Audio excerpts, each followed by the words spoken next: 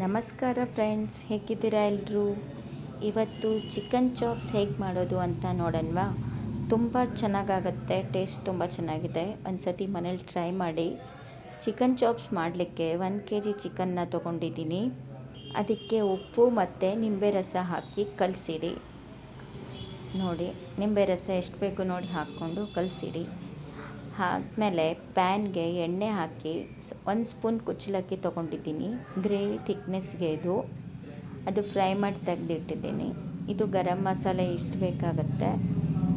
ಹಾಗೆ ಈರುಳ್ಳಿ, ಟೊಮೆಟೊ, ಬೆಳ್ಳುಳ್ಳಿ, ಶುಂಠಿ, ಹಸಿಮೆಣಸಿನ್ಕಾಯಿ ಎಷ್ಟು ಬೇಕು ನೋಡಿ ಟೇಸ್ಟ್ ಪ್ರಕಾರ ತೊಗೊಳ್ಳಿ. ಹಾಗೆ ಕಾಯಿ ತುರಿ ತೊಗೊಂಡಿದ್ದೀನಿ, ಕೊತ್ತಂಬರಿ ಸೊಪ್ಪು ಮತ್ತು ಪುದೀನ. ನೋಡಿ, ಗರಂ ಮಸಾಲೆ ಹಾಕ್ತಾಯಿದ್ದೀನಿ. ಇದನ್ನು ಹಾಕಿ ಸಣ್ಣ ಉರಿಯಲ್ಲೇ ಫ್ರೈ ಮಾಡ್ಕೊಳ್ಳಿ. ಆಮೇಲೆ ಹಸಿಮೆಣಸಿನ್ಕಾಯಿ, ಖಾರ ಬೇಕಂದರೆ ಸ್ವಲ್ಪ ಜಾಸ್ತಿ ಹಾಕ್ಕೊಳ್ಳಿ. ನಮಗೆ ಮೀಡಿಯಮ್ ಖಾರ ಬೇಕು, ಸೊ ನಾನೊಂದು 6 ಹಾಕ್ಕೊಂಡಿದ್ದೀನಿ. ಬೆಳ್ಳುಳ್ಳಿ, ಶುಂಠಿ ಹಾಗೆ ಈರುಳ್ಳಿನ ಹಾಕಿ ಸಣ್ಣ ಉರಿಯಲ್ಲೇ ಈರುಳ್ಳಿ ಕೆಂಪಗಾಗೋವರೆಗೂ ಫ್ರೈ ಮಾಡಿ. ನೋಡಿ, ದೊಡ್ಡ ಸೈಜಿಂದು 2 ಈರುಳ್ಳಿನ ತೊಗೊಂಡಿದ್ದೀನಿ ಫ್ರೆಂಡ್ಸ್. ಚೆನ್ನಾಗಿ ಫ್ರೈ ಮಾಡ್ಕೊಳ್ಳಿ. ನೋಡಿ, ಈರುಳ್ಳಿ ಕೆಂಪಗಾಗ್ತಾ ಇದೆ.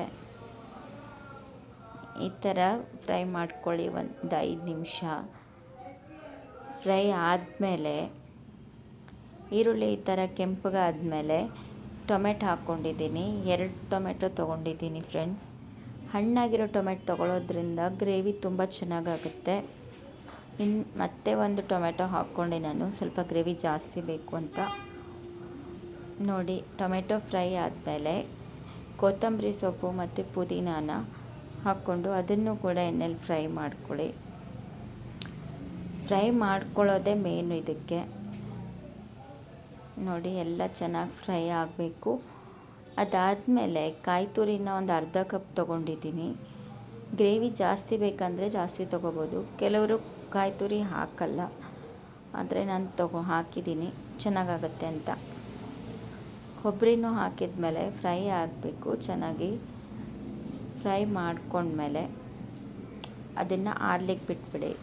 ಇವಾಗ ಆರಿದೆ, ಮಿಕ್ಸಿ ಜಾರ್ಗೆ ಹಾಕ್ಕೊಂಡಿದ್ದೀನಿ. ಕುಚ್ಚಲಕ್ಕಿನೂ ಫ್ರೈ ಮಾಡಿರೋದು ಹಾಕ್ಕೊಂಡಿದ್ದೀನಿ ಫ್ರೆಂಡ್ಸ್. ಅದಕ್ಕೆ ಮಿಕ್ಸಿ ಮಾಡ್ಕೊಂಡಿದ್ದೀನಿ. ಸೊ ಈರುಳ್ಳಿನ ಫ್ರೈ ಮಾಡಿಕೊಂಡು ಆಮೇಲೆ ಪ್ಯಾನ್ಗೆ ಚಿಕನ್ ಹಾಕಬೇಕು. ಅದು ಚಿಕನ್ 2 ನಿಮಿಷ ಫ್ರೈ ಆಗಬೇಕು ಎಣ್ಣೆಯಲ್ಲಿ. ನೋಡಿ, ಈ ಥರ ದೊಡ್ಡ ಉರಿಯಲ್ಲೇ ಫ್ರೈ ಮಾಡ್ಕೊಳ್ಳಿ. ಇವಾಗ ಮಸಾಲೆ ಹಾಕ್ತಾಯಿದ್ದೀನಿ, ಮಿಕ್ಸಿ ಮಾಡ್ಕೊಂಡಿರೋದು.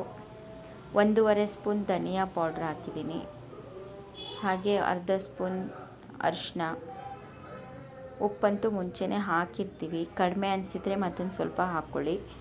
ಎಲ್ಲ ಮಿಕ್ಸ್ ಮಾಡಿ ನೀರು ಎಷ್ಟು ಬೇಕೋ ನೋಡಿಕೊಂಡು ಕುದಿಲಿಕ್ಕೆ ಇಟ್ಬಿಡಿ. ಚಾಪ್ಸ್ ಅಂದರೆ ಗ್ರೇವಿ ಸ್ವಲ್ಪ ಥಿಕ್ಕಾಗೆ ಮಾಡ್ತಾರೆ ಎಲ್ಲ. ನಿಮಗೆ ರೊಟ್ಟಿಗೆ ಇಲ್ಲ ದೋಸೆಗೆ ಎದಕ್ಕಾದರೂ ಬೇಕಂದರೆ ಸ್ವಲ್ಪ ನೀರು ಜಾಸ್ತಿ ಹಾಕ್ಕೋಬೋದು. ಇಲ್ಲದೇ ಇದ್ದರೆ ಈ ಥರ ಗಟ್ಟಿಯಾಗೆ ಮಾಡ್ಕೊಳ್ಳಿ. ತುಂಬ ಚೆನ್ನಾಗಾಗುತ್ತೆ. ಸ್ವಲ್ಪನೇ ಐಟಮ್ಸಿಂದ ತುಂಬ ಟೇಸ್ಟಿಯಾಗಿರೋ ಒಂದು ಗ್ರೇವಿನ ಮಾಡ್ಕೋಬೋದು. ಗೀ ರೈಸ್ಗಾಗಲಿ, ಅಕ್ಕಿ ರೊಟ್ಟಿಗೆ, ಜೋಳದ ರೊಟ್ಟಿಗೆ, ಚಪಾತಿಗೆ ಎಲ್ಲದಕ್ಕೂ ತುಂಬಾ ಚೆನ್ನಾಗಿ ಸೆಟ್ ಆಗುತ್ತೆ. ನೋಡಿ, ರೆಡಿಯಾಗಿದೆ ಚಿಕನ್ ಚಾಪ್ಸು. ಮನೇಲಿ ಒಂದು ಸತಿ ಮಾಡಿ ಟೇಸ್ಟ್ ಮಾಡಿ. ಯಾಕಂದರೆ ಯಾವಾಗಲೂ ಹೋಟ್ಲಿಂದನೇ ತರ್ತಾ ಇರ್ತೀವಿ. ಮನೇಲಿ ಮಾಡಿದ್ರೆ ನಮಗೂ ಎಕ್ಸ್ಪೀರಿಯೆನ್ಸು ಆಗುತ್ತೆ, ಟೇಸ್ಟು ಮಾಡ್ಬೋದು. ನೋಡಿ ಫ್ರೆಂಡ್ಸ್, ಎಷ್ಟು ಚೆನ್ನಾಗಿ ಕಾಣ್ತಾ ಇದೆ. ಟೇಸ್ಟು ತುಂಬ ಚೆನ್ನಾಗಾಗಿದೆ. ನೀವು ಒಂದು ಸತಿ ಮಾಡಿ ನನಗೆ ಹೇಳಿ. Thank you friends.